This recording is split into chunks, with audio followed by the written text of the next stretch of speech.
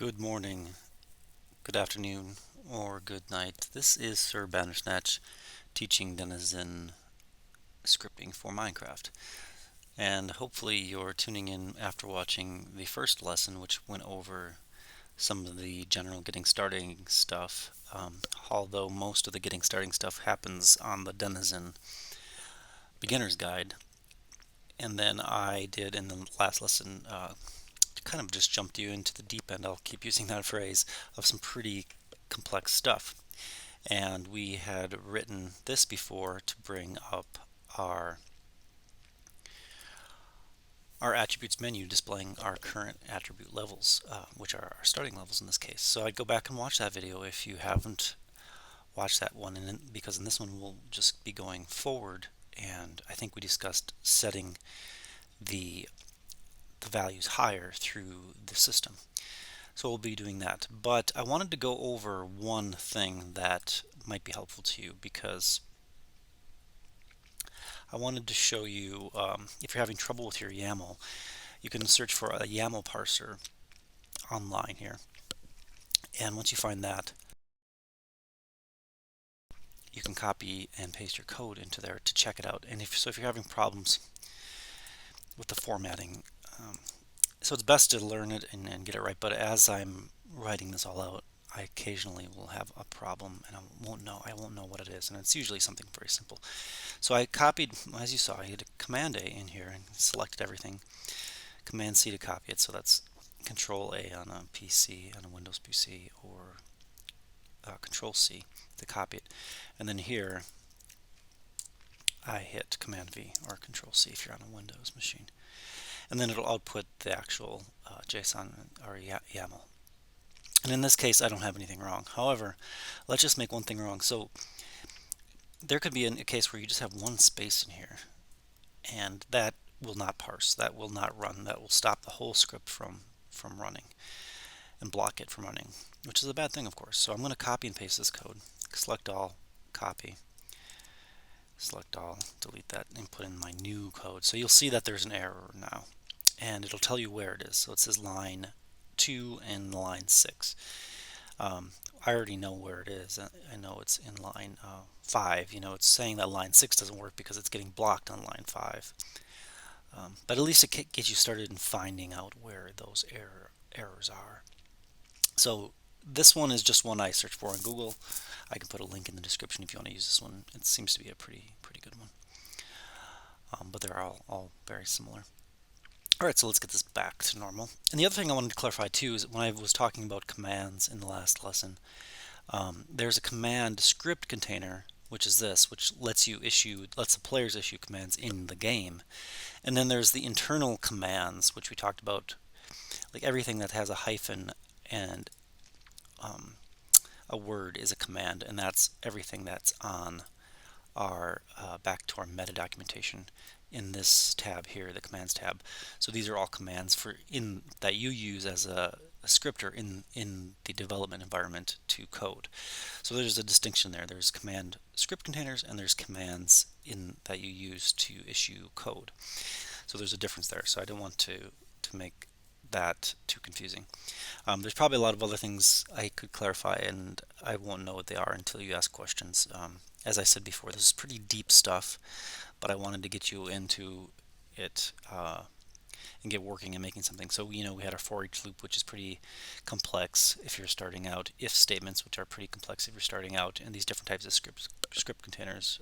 We talked about the data script containers, the book script containers, a task script container, and a command script container, and we'll continue along with that.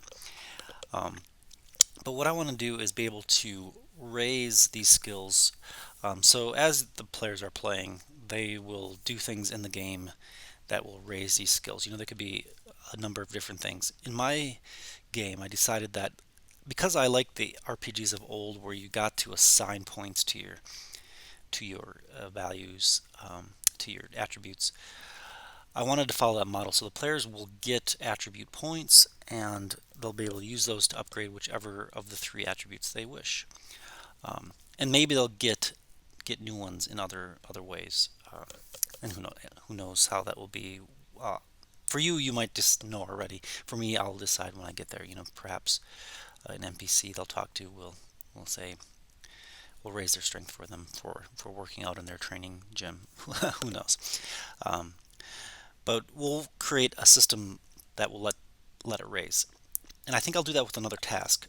You talked about separating things out into tasks so that you can run them independently of whatever command's going to run them or wherever it's going to get called. So let's call this the attribute raise task. And these names I want to reedify that. Reedify, is that a word? That these are names that I just come up with. I'm just naming these how I want. You can name them however you want, as long as they're unique. This name can't be the same as that name. They have to be distinct, and across the whole system they need to be distinct. All right, line break, and then tab, and then type is going to be a task, and the script line will be here. That's always required for this one. And then we're going to raise a skill. Raise an attribute, I guess, in this case. We'll do skills soon. And I wanted to talk about definitions, because I use definitions a lot in tasks. If you remember, back in the meta documentation under language explanations, if you search for task script container, I did a command F and I'm typing that in to bring me to this section. You can see definitions is an optional line you can put in this script. And what that does is it lets you pass in values into this task for this task to be able to use. So let's do one here. Definitions.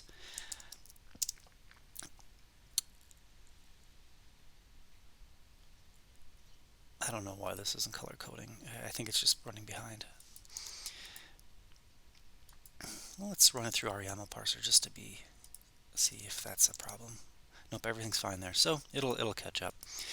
Definitions, and in here you see in the documentation that it says they can really be any value you give it. You're giving it a definition. So this one, he's calling it just name one, and he's putting a pipe in between. A pipe distinguishes different items in a list, which will make more sense as we work with lists more. But we'll just start with one definition for now, but you can pass in a whole bunch of them if you want to as a list, but we'll just do one to start out with. So with one we're going to pass in is just an attribute that we're going to raise. So when we run this script, we will pass in strength, dexterity, or intelligence to tell this task which attribute to raise. And so I'm going to just create a definition here called attribute for it to know what to raise. And of course, what will happen here is, well, let's leave that like this. I'll show you how to narrate this out. So this ends up being a definition like we had used before with the caret, the bracket, the caret to encapsulate that. And then we have to use this word the same, whatever this happens to be. This could be anything. It just has to be the same here. Right? It's nice to have something descriptive so that when you're reading it, you know. I also realized my script disappeared. There we go. Type. All right, I think this all looks good. So as usual, we're going to save. We're going to go over to Minecraft, and we're going to reload, X space reload, and we're going to use the in-game X command, and we're going to run this script. We're just going to run it, and you can see that if you just run it without any definitions, it's going to just say narrate this. It doesn't know what blah blah blah is because we didn't pass anything in. The way you pass something in is with this DEF key here and a colon and then whatever you want it to be. So we're going to be passing in strength, intelligence, or dexterity, and what you can see that what it does is it's supposed to say raise attribute strength.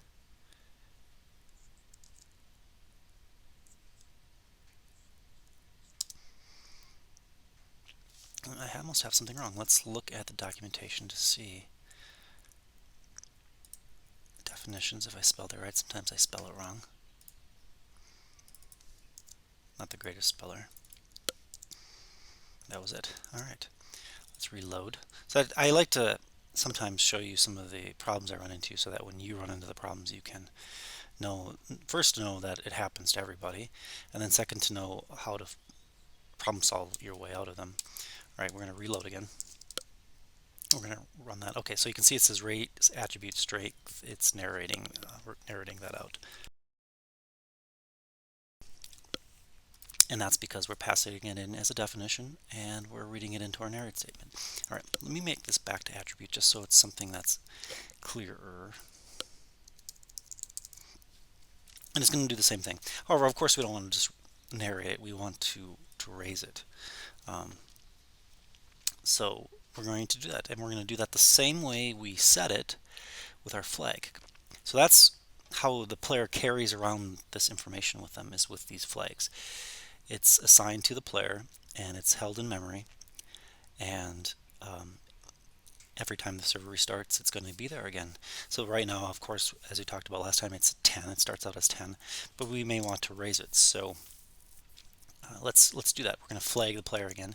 So to set the flag, we use flag, the command flag.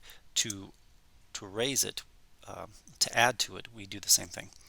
So attribute dot, and here we're going to use our definition again, because we're passing in strength, dexterity, or intelligence, and whatever that ends up being, that'll be in there. We'll probably make some sanitation safety checks as well, but for now we just have to make sure that we pass in one of those values. Right, and then we use dot level. If you remember, we have this dot syntax for this flag I created, just to kind of namespace it out. And then we can set the amount. So there's something else you want to know about a flag. So we can set it, if we set it to 11, what that's going to do, right now it's 10 and it's going to set it to 11, which is one more. That would set our flag to 11. However, if it was 12, it would set it back down to 11. So this just overwrites that flag and sets it.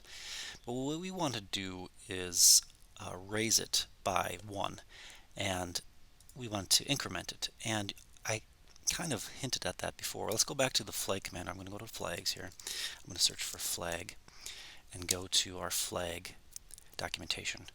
And you'll see that down here you can set it here. You can set it to many things, but we are going to actually increment it. And the incrementation is kind of in here.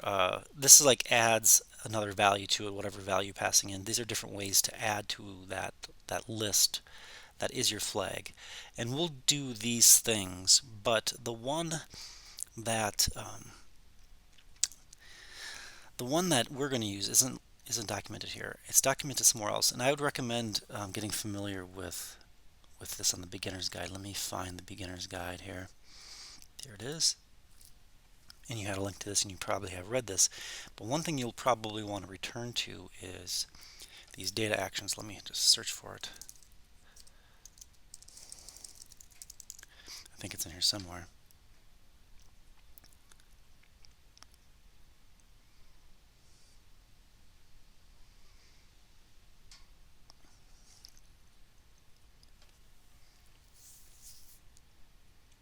I think it's under advanced scripting,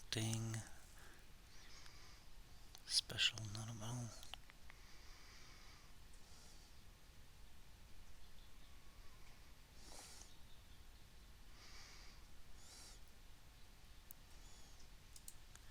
It's somewhere in here, guys.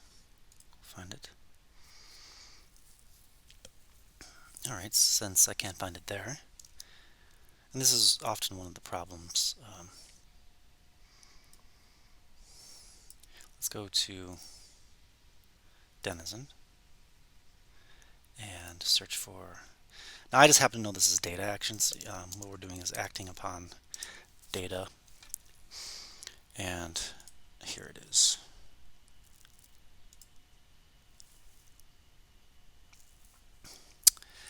This talks a little bit more about how to increment values, and in this case a flag. So the one we want to use is this plus one here. So using this information combined with this information, you can see how to add to that. And this one is probably a little confusing for you, and it is for me at points yet. But how this works out, you use a colon. You still need to use a colon. You always need to use a colon in this case, but you're going to use a plus here. So what that's going to do is it's going to take the current value of your flag, and we have 10 right now, and we're going to add to it 1 to it. If you wanted to add 2 to it, but I know that my attributes are only going to always raise by 1. They'll never raise by 2 at once or anything like that. So that will do that. That will raise that flag up by that. And we don't need this anymore. We don't need to narrate it. Well, what we can do is we could get some feedback to the player in their chat. We could say raising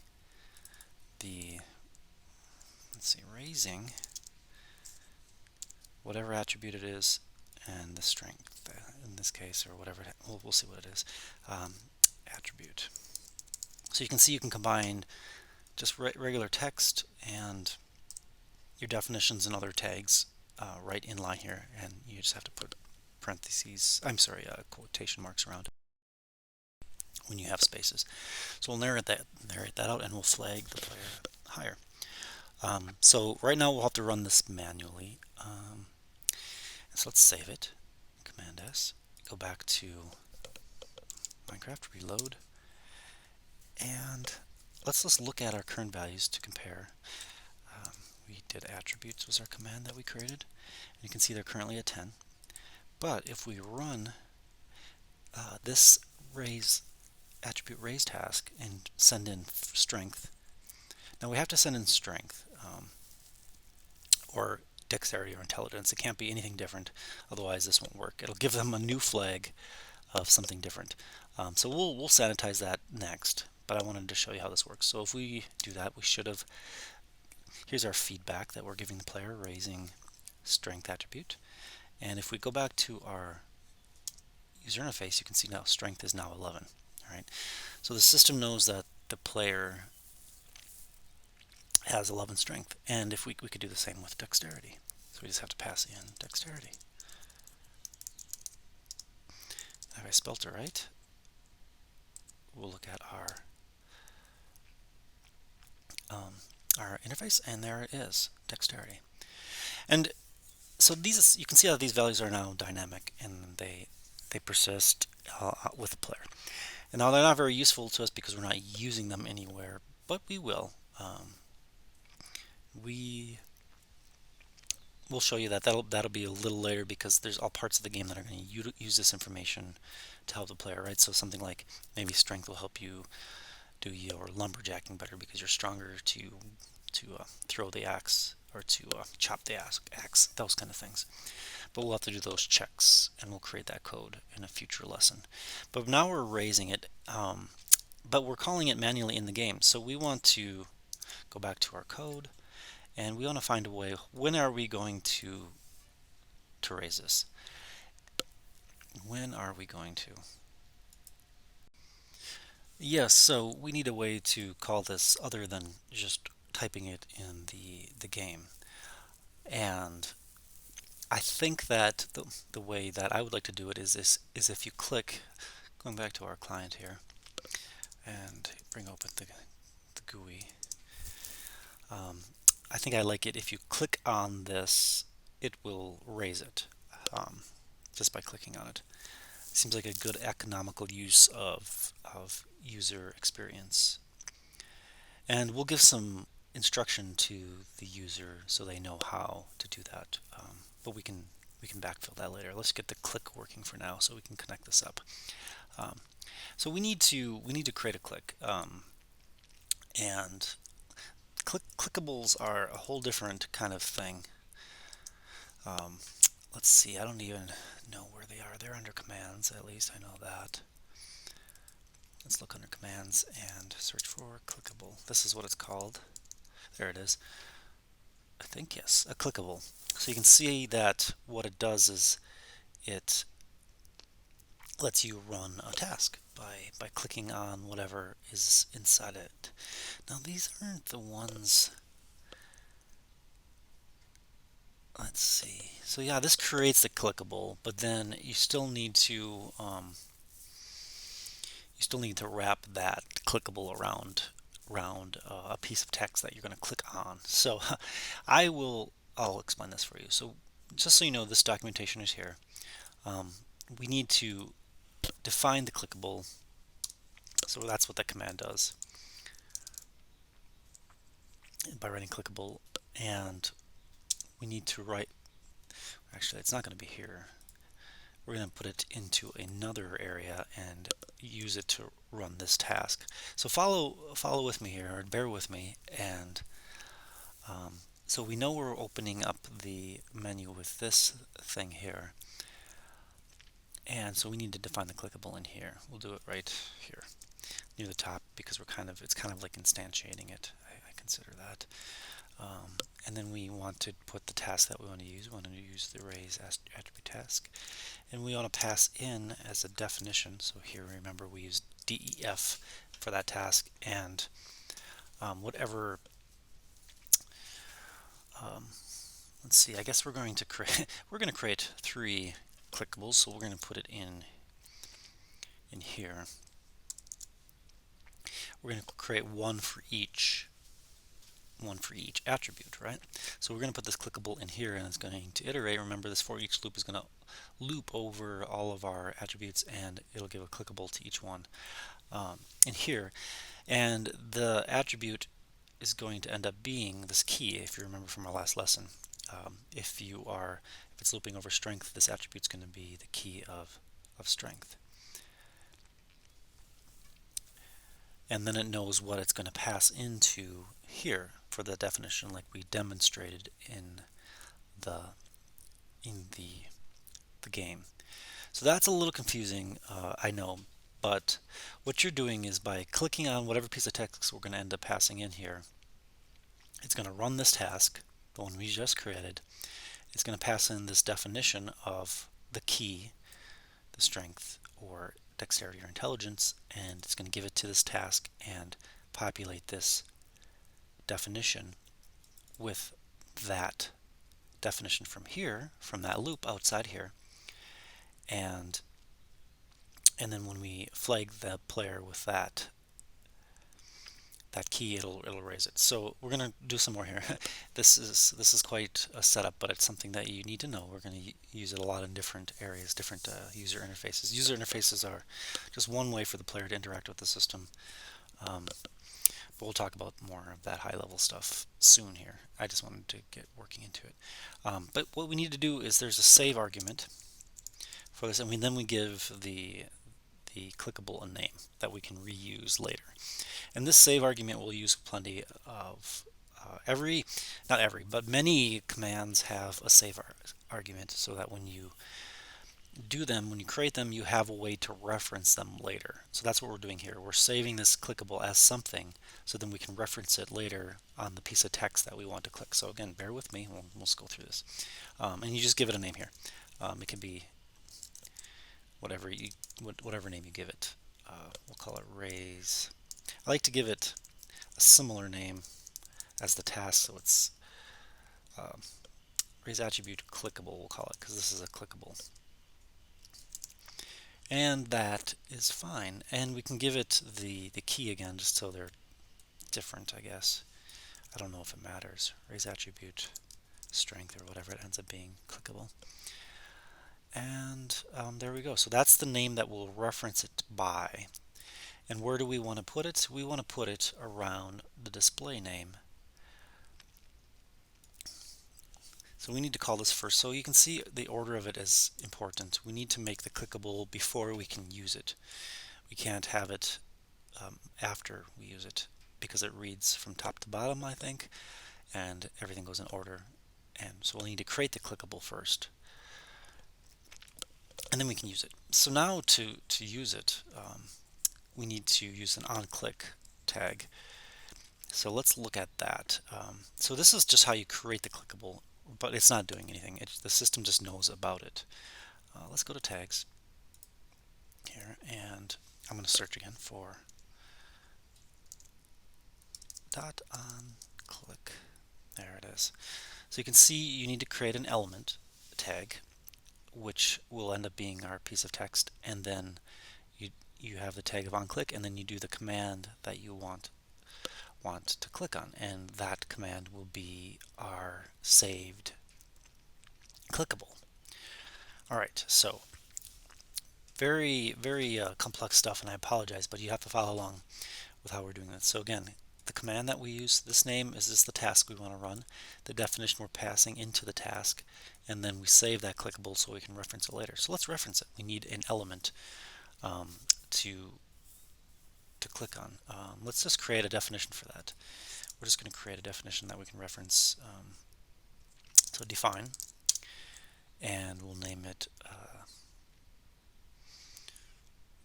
the piece of text we want, and I guess we'll just call it attribute. I'll just call it attribute. Let's see if we can come up with a better name. What that's going to be is an element. So you remember, this is an element, a blank element. You can remember the onClick needs to have an element to be clickable. And what will that element be? Well, actually, we're going to move this underneath here. It's going to be the display name.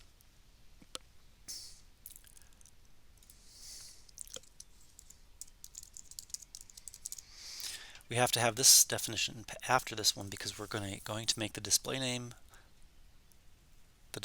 from our data set, and that's going to then be put into our element called attribute. So that's our element. But now we can do the tag. So we have an element just like in our documentation here that we're going to click on, and then we're going to do with our on click. So this is where it gets a little, this is going to be an advanced tag, and I can make this more apparent of how this is all working. So right now this is syntactically correct. I think, yeah. And you can see how things start to get nested and buried and hard to read, but once you know how this works, you just have to follow it. And so you can see what, before I put this in there, this tag is syntactically correct. It's an element. It's just an element right now with this display name in it. It does nothing. It's just it's set to this definition called attribute. But once we use a tag called onClick, we're going to put that right in there. Remember, it goes inside of that chevron, and it needs to carry on the brackets. That's what the documentation says. The onClick can't do anything without brackets. Some tags have brackets, some don't. When they require another piece of information, they have brackets so that you can put that information in there. So what do we put in there? We're going to put in our saved clickable that we created. So what it's going to say is it's wrapping this piece of text with a clickable, so it makes that piece of text clickable. It's making our display name clickable. So that's going to be the saved value in here. But how do we get that saved information? That is done through an entry. Let's see, we do entry, and then what? I wonder if entry is a tag in here. Oh, there's a lot of them. So I'll have to find that for you, but that is how you get a saved value, is with the entry. And different saved values have different ways to get their entry, whether it be well, we'll do this a lot, so I'll show you many more examples as we go. So this entry is going to be the name of our clickable, which is right here. So I'm going to copy that and paste it right in those brackets. So there's a lot of room for making an error in here. You can see it's a lot of things nested inside of each other. That's why I kind of like to work from the outside in and put them in there. So this is an entry. So this, sorry, this entry has this clickable name, definition, and it's inside of another set of brackets for the onClick. All right, and then we need to end it with a dot command, and that kind of tells it what type of entry it is. These you just have to know. And command, because it's a command, it tells Denizen this is a command that it'll be running. And what command is that? Whatever clickable this is. And that clickable is to raise that task, or to do this task. All right, so that makes perfect sense, right? And I believe this is all correct, but we'll find out if it blows up. All right. Now, instead of adding the display name to our book, we're going to add this attribute. We'll call this attribute display, and we're going to just replace this attribute display name, or this display name, with attribute display. So now we're not going to show the display name in there, we're going to show the display name wrapped in the command clickable. Alright, so very advanced stuff, but it's something you just have to kind of memorize, and you'll just get used to that more and more as you do them. But the nice thing is, when you do them in loops here like this, you only have to do it once, and it's going to do it for each of the 3 attributes. You know, if you had 100 items, it would do it for 100 items and create them all, which we will do in the future. But this way, you only have to do it once, and that's why you set these kind of definitions in here so that it pulls in the information you need. I think this should work, but let's see. So it's going to make it clickable. It's going to raise that. Right? All right. Let's try it. X reload. Let's open up our. Let's see if this works. All right. All right. So we already have a problem. It's not reading it correctly, and I can't really tell from here what's going on, because so the 10 is working out fine. That's displaying fine, but it's our attribute display that's going wrong. It's kind of blown up in there. So something's wrong with the syntax. So we're going to break this out a little bit more so that we can debug it easier. And how will we do that? Let's just take this back out and make sure this is all correct. It gets a little confusing. So our element is going to have an onClick. And then onClick is going to be an entry. Oh, oh yeah, there's an entry. And the entry contains our clickable. I think I have an extra. Alright, so that's the entry that's in there. And this is the closing bracket for that one. And then that closes our entry. And this bracket, square bracket, closes our onClick. And then we have dot command at the end. And I believe we're missing another bracket from our element. That's what it is. So a square bracket, that will go in here.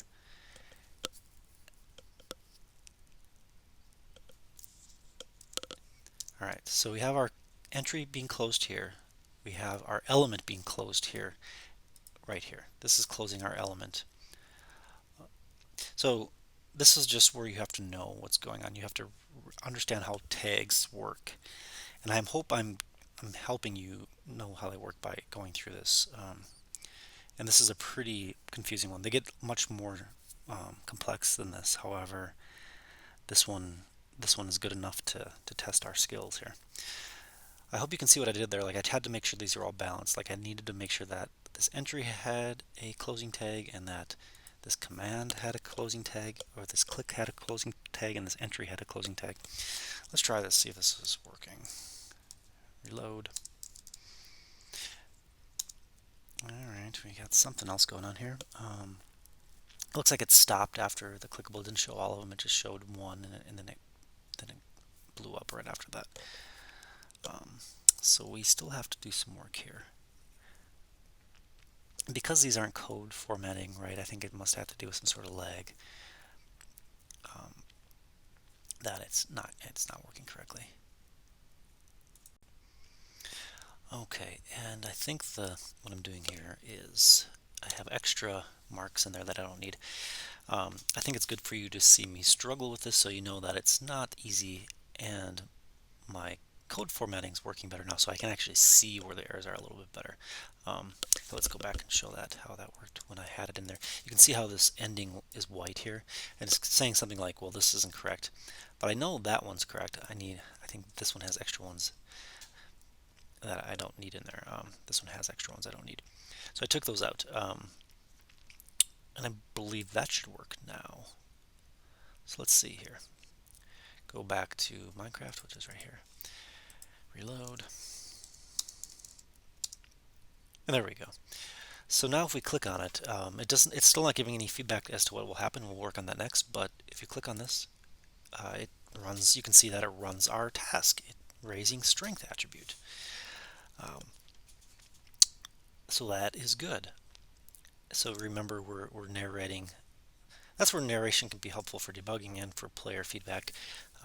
We have that in there, and if we go back to the attributes, it's 13 now. So you can see that it worked. So that's good. So a little bit of tribulation there to get that to work, but that will hopefully help you understand it better. That you have to chain and nest these things together.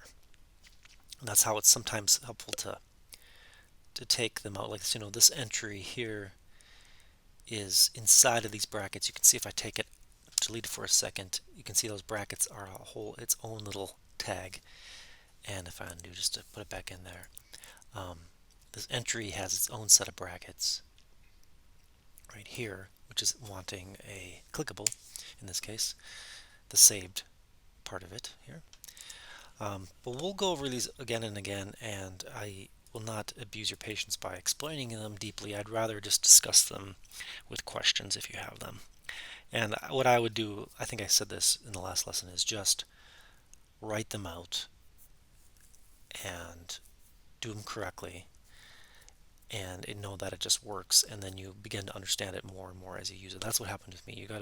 I'm a slow learner. I have to do it over and over and over again, and eventually I learn it. And for those of you that understood that right away, I'm sorry for deliberating on this so long. So we know it's working, but what I want to have happen is I want the book to pop up right away again. And so after we raise the task, I'm going to copy this line here. This opens our book, right? We talked about that last time. I'm going to copy that, and I'm going to put that in here as well. So that way it opens the book right away, right after you upgrade a skill. So it looks like it just does it. There's a little flash, but we'll see here. So I click on this, and it opens the book right away again. However, it's expecting an attribute list, which I don't have here. So what we need to do is, what I want to do after instead of running this book, so now I understand what I did wrong. We don't need to open the book that way again. We need to run this task again from inside this task.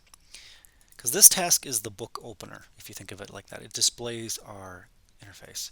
So we're going to run, we talked about that last time, run that task.